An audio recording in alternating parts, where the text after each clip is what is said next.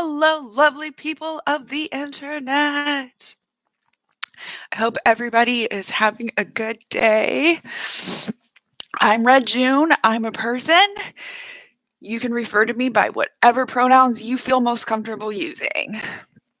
I'm sorry, I did not realize that my refrigerator was just about to click on as soon as I hit the live button, but hopefully this microphone actually has really good noise cancellation. I feel like it doesn't do a good job of actually picking up the tenor of my voice, but it does do pretty good noise cancellation. So hopefully that's okay. Today I'm going to talk about Today I am going to talk about how I lost a significant amount of weight. I put 40 pounds in the title because I know for a fact that I lost over 40 pounds. I think it's like 42 pounds the last time I weighed myself. I actually don't weigh myself very often anymore. Maybe like once or twice a month. I know for a lot of people when they are losing weight, they need to weigh themselves regularly. Some people need to not weigh themselves regularly. It really just depends on the person. But I'm going to kind of tell you about my weight loss journey and some of the pitfalls that I fell into so that hopefully you guys can avoid falling into those same pitfalls. I apologize. My computer hates me today and I can't get it at the right level, but it's okay. And it's on a table here that I always want to rest my feet on. So that's why it keeps moving all the time. So I try not to do that while I'm on live stream. My apologies if I do by accident. But yeah, I am, well, I'm under 160 pounds now. I'm like really close to 160 pounds. I think I'm 158 the last time I weighed myself. And I know that I did weigh over 200 pounds. I don't remember what that exact number was. I remember it was, I was visiting family out of town, and I happened to be out in their garage for a little while, and they had one of those like old school, the medical scales where you like thunk the thing over. And I asked if it was accurate, and they said, "Oh, it's off by like a pound or two." And I remember that was the first time in months that I had gotten on a scale. And I remember that I had to like clunk over to the 200, and I still had like the single over like on the 0, and I know when I clunked over the 200, like it didn't say like that was too heavy, and I was like, nope, I'm not doing it. I'm not going to weigh myself. If I weigh over 200 pounds, I don't want to know. And I'm not saying, I really want to be clear, I want to say that I'm not saying that people who are over 200 pounds are not healthy. I believe that your health and your weight is between you and your doctor, and sometimes your family, if it's something that is affecting your family. But that's not any of my business. And so I am saying numbers here just so that like you can compare in your mind like my weight, but I'm not saying that those are healthy numbers for anybody else or what a healthy number for somebody else is, because I don't know your life. I'm not your doctor. I'm not your fam. Like, I mean, we might be fam, but like we're not like legit family. And I don't feel like that is my place to say whether anybody is at a healthy weight or an unhealthy weight. It's just not my place to say. So for me, knowing that I was over 200 pounds when I was somebody who bounced around that like 140, 150 mark as like a healthy weight when I was younger. Now, I will say, like, as I've gotten older, I think my healthy weight has gotten to where like 155 to 160 is a healthy weight for me. But knowing that, like, as an athlete when I was younger, that I weighed like 145, that was hard for me to know that I was probably like 50 pounds overweight at least. So I didn't do anything about it right away. I think that was, I had started to come to terms with the fact that I was a sugar addict. And sugar addiction is something that I feel like in our society is not treated very seriously. I'm not saying that like everybody is a sugar addict, everybody who's overweight is a sugar addict. I don't know. Again, that's their business, that's their life. For me, I was addicted to sugar. I am addicted to sugar. I am a sugar addict. That does not change. Once you become addicted to a substance, like your brain chemically changes. You can't be like unaddicted to a substance. So for me, I was able to fight that addiction. But I think for a lot of people, it takes inpatient treatment. It takes people treating it a lot serious, like a lot more serious than the way that it is actually treated in today's society, I think. For instance, one of the last times that I went to a doctor, and she asked kind of about my health, I think she had seen on my chart that I had dropped a drastic amount of weight. And I said, well, I'm a sugar addict. And her response was, well, aren't we all? And it's like, no, we're not everybody is a sugar addict. I do believe that probably in the US, a lot of people are, but no, not everybody is a sugar addict. My brother, for instance, doesn't even particularly like sweets. He really likes more savory, hearty foods. He would totally like pass on the cake if he's full just because he's full, and he doesn't really like sweet frosting, that kind of thing. Not everybody in the world is a sugar addict. But for those of us who are, there is a chemical change that happens in our brains where our body reacts to that drug, because yes, sugar is a drug, just like nicotine is a drug, caffeine is a drug, sugar is also a drug. And our body reacts to that in a way that it becomes addicted. So for me, examples of that would be I dated this guy in the past. It was not a great relationship, and I tried to explain to him about my sugar addiction. But I remember around this time when I was kind of coming to terms with it, and I would say things like, you know, can you not buy like muffins that are made with sugar? And he would buy them anyway, or he would buy like the peanut butter with sugar added when I asked him not to. And I would tell myself, looking at those muffins when he brought them home, I'm not going to eat those muffins. I'm not going to eat those muffins. I know that I'm a sugar addict, but I'm not going to eat those muffins.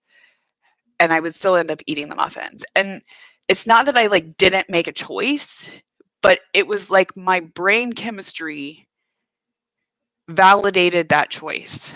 And I couldn't validate it to you now, but like that was my addict brain. That was like, oh, well, like you have to eat it because whatever. And I know it doesn't make a whole lot of sense, but like that's where I was as a sugar addict, to where I literally could not have anything in my house that was sugary, that I would eat it. I would eat it. So I ended up, like I said, I was on this trip visiting family. And when I came back from that trip where I was visiting family, I kind of had a heart to heart with my mom about it. And at that point in time, we basically started like kind of doing the opposite of what like I would do as a sugar addict. So as a sugar addict, I would hide food a lot. If my mom got like one of those big things of like a bunch of fun size snacks, like fun size Reese's or whatever, I would eat one and then I would put like 2 or 3 in my pocket to save for later that I would eat while nobody was watching, or just like stuff like that. Because I didn't ever want anybody to see how much sugar I was consuming, how much food I was consuming. It doesn't have to be sugar. In the US, almost all of our food has sugar in it. So it's like really hard to say, you know, like that was where the line was for me. But yeah, I did see a pattern after a while, and it was particularly sugar. So I talked to my mom, like I said, and we started kind of doing the opposite of that, where if she brought sugar into the house, she would hide it. So when I went to the cabinet and I was legit hungry or even just snacky, I would go to the cabinet and there wouldn't be any sugary snacks for me to grab. Now, that was the healthy part of it, and I'm going to tell you what I did that was the unhealthy part of it, because this kind of is what comes in before that period with my mom. So, like I said, I did traveling with other family. I was in other states, and when I first came back, I was living by myself, and I decided at that point in time, I was I had split with my boyfriend. I was all by myself, and I just literally like threw out everything with sugar in it. Actually, I don't think I threw it out. I think I like used it all up and just did not buy anything with sugar at all for months. And I have bought like things with sugar since then, but I'm trying to think. It was literally months. And that first month, actually those first 2 weeks after I like ran out of sugar in my house, which happened pretty quickly, I I got like like the DTs, like when you see alcoholics that are detoxing and they have like the shakes, that's literally what happened to me. I know that sounds like I'm being hyperbolic. I'm not. I'm not even exaggerating. I had friends who came over who were like, "Oh my god, like are you okay?" I couldn't finish a sentence. I couldn't finish a task. I couldn't do anything. I was literally shaking constantly. I remember at one point calling up a friend of mine and just like being in tears, just like absolutely bawling on the phone and saying, I don't even know why I'm crying right now. Because like that was like, it was just, it messed with my body. It was a complete and utter shock to my body to just cut all of that out and go from 100 to 0. I mean, my whole body just like stalled out and it was like, what do I do without this drug? Right? It was kind of scary. Excuse me, I got my throat. Sorry. So that is what I recommend that you do not do. Okay? If you are a sugar addict, do not quit cold turkey. It sounds like, oh, okay, like smokers quit cold turkey, like drug addicts quit cold turkey. And in a lot of cases, you can, but like they will tell heroin addicts, like, no, like you need to like go on medication, you need to be like observed. Even alcoholics, a lot of them cannot quit cold turkey. Like it's like a physical impossibility to where like you have to be like medically monitored and they have to have like drugs ready for you. Not like different drugs, um but yeah, I would not recommend that anybody who really is having, I'm going to say like over 50 grams of sugar a day, don't go cold turkey, no sugar. Yes, I did end up sort of breaking that habit, but it wasn't good. And the flip side of that was then whenever I did, like I said, I moved back in with my mom and she would bring stuff into the house and that was fine for her. But it was like I had this like ravenous need then to get it. So then like sometimes I would just like go out to the store and buy like a big thing of like share size M&Ms and just eat like the whole thing of M&Ms or whatever. And then I would get sick.